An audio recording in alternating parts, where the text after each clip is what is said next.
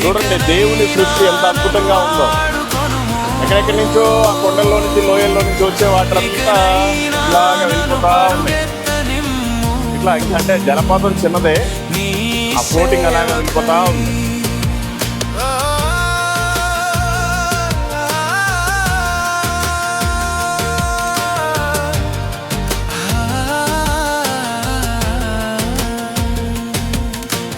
జీవిత దినములన్నీయు వ్యర్థమాయే, నా కష్టమంతా నా స్వార్థమాయే. నీ కొరకు ఒక గడియ అయినా నేను గడపలేదయ్యా, నీ కొరకు ఒక గడియ అయినా నేను గడపలేదయ్యా. ఇకనైనా నన్ను వాడుకొనుము, ఇకనైనా నన్ను పరుగెత్తనిమ్ము నీ సేవకై.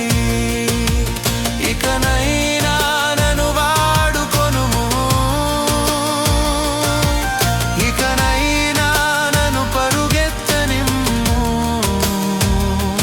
నీ సేవకై.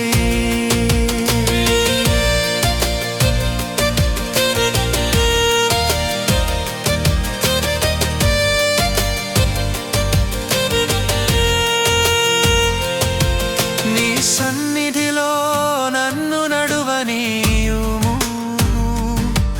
నీ